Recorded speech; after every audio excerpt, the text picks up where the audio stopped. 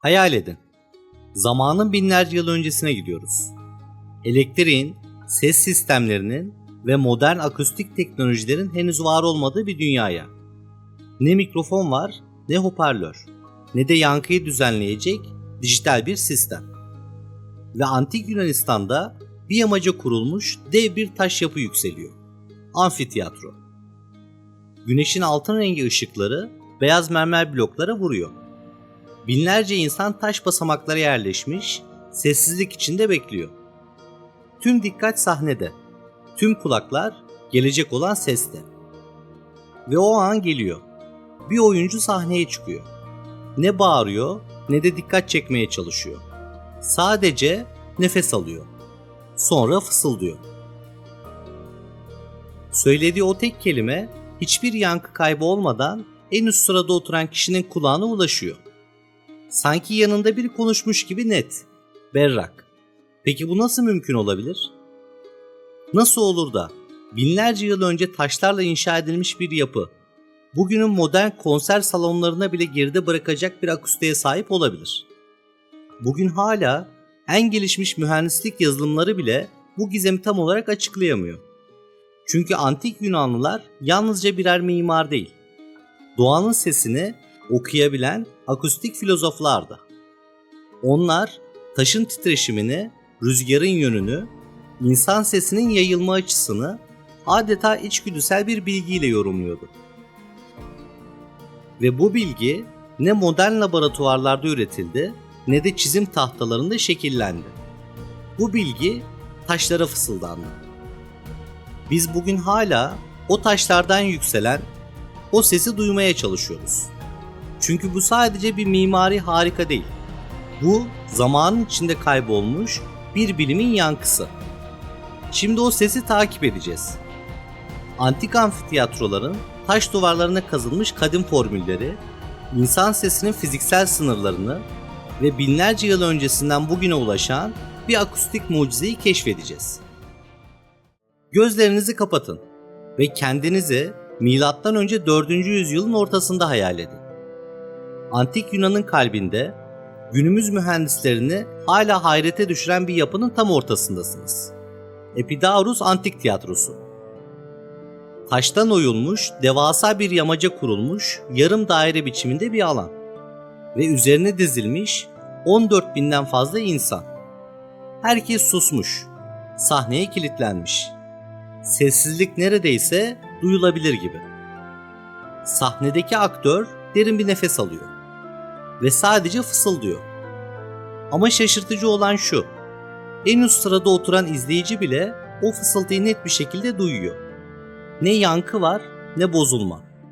Sanki ses taşların arasından değil, havanın içinden kayarak geçiyor. Bu yalnızca bir mimari başarı değil. Bu ses biliminin taşa işlenmiş hali.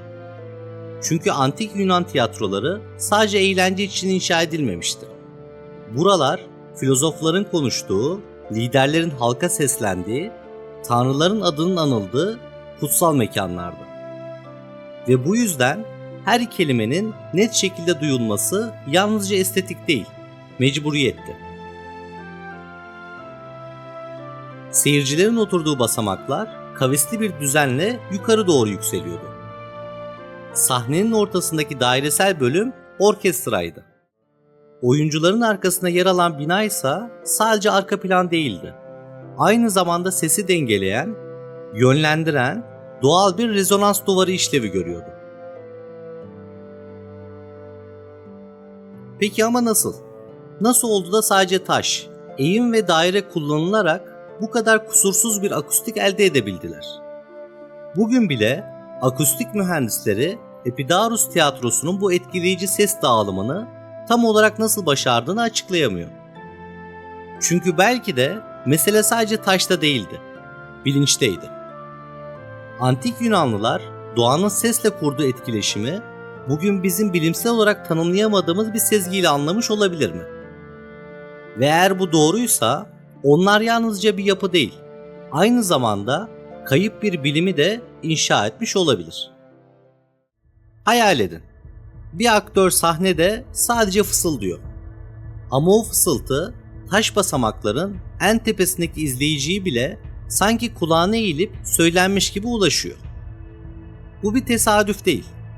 Bu zamanın ötesinden gelen bir mühendislik sezgisi. Modern bilim insanları bu sırrı çözebilmek için yıllardır çalışıyor. Ve artık biliyoruz ki antik Yunanlılar sesi sadece duymuyordu. Onu yönlendiriyor, şekillendiriyor ve ustalıkla işliyordu. Yapılan araştırmalarda Epidaurus'un taş basamaklarının yalnızca oturma amacıyla yapılmadığı ortaya çıktı. Bu taşlar adeta birer akustik filtre gibi çalışıyordu. Kireç taşından yapılmış bu basamaklar yüksek frekanslı yani tiz sesleri yutarak sessizce ortadan kaldırıyordu. Böylece geriye kalan daha derin, daha anlamlı frekanslar, yani insan sesinin o dolgun ve taşıyıcı tonları seyircinin kulağına bozulmadan ulaşıyordu.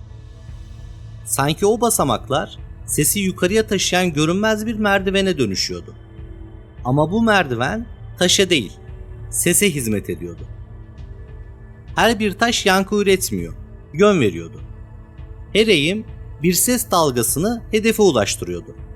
Her katman sesi biraz daha berraklaştırıyordu. Ses sahnenin ortasındaki orkestra alanından çıktığında taş basamaklara çarpıyor ve yukarıya doğru yansıyordu. Ama bu yansımalar bir uğultuya dönüşmüyor. Tam tersine yönlü ve dengeli akış yaratıyordu. Bu etki modern konser salonlarında bile nadir görülebilecek bir başarıydı. Çünkü burada ne hoparlör vardı ne de bilgisayarla hesaplanmış akustik paneller. Sadece taş ve o taşla konuşmayı bilen bir uygarlık. Ve işte en çarpıcı nokta. Bugünün mühendisleri bile hala bu akustik sistemin nasıl bu kadar kusursuz çalıştığını tam olarak açıklayamıyor. Antik Yunanlılar belki hiçbir formül yazmadı. Ama doğayı izlediler, denediler, dinlediler. Ve sonunda sesi zamanın içinden bugüne taşıyan bir sisteme dönüştürdüler. Bu artık sadece bir tiyatro değil, bir ses mabedi.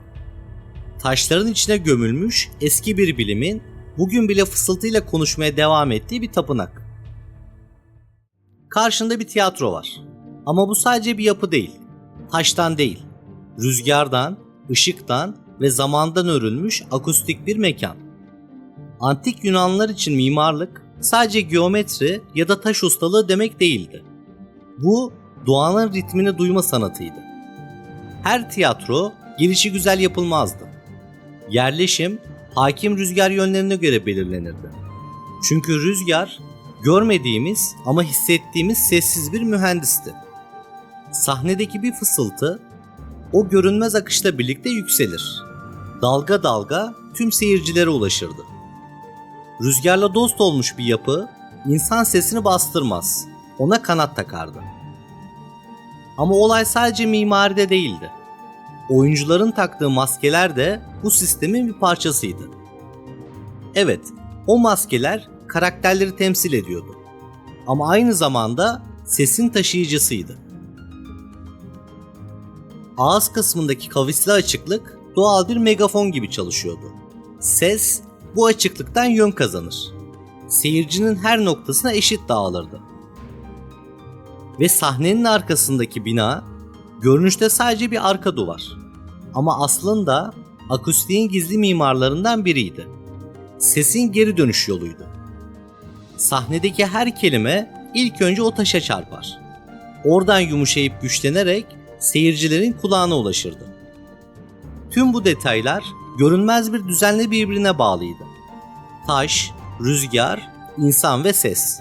Hepsi tek bir organizma gibi çalışıyordu. Bu sadece bir mimarlık başarısı değildi. Bu doğayla yapılmış bir anlaşmaydı. Ve belki de o yüzden binlerce yıl sonra bile bu sahneler hala yaşıyor gibi. Hala bir ses taşıyormuş gibi. Çünkü antik Yunan tiyatroları sadece taş yığınları değil, akustiğin kutsal mekanlarıydı. Peki antik Yunanlılar bu olağanüstü akustiği nasıl başardı? Ne bir mikrofonları vardı ne de ses ölçüm cihazları. Ellerimizde bunu anlatan tek bir teknik el yazması bile yok. Hiçbir çizim, hiçbir formül. sadece taşlara kazılmış bir zekanın izleri. O zaman bu bilgi nasıl aktarıldı? Cevap tıpkı ses gibi. Görünmez ama gerçek.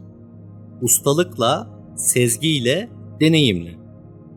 Ustadan çırağa. Yüzyıllar boyunca aktarılan sessiz bir gelenekle.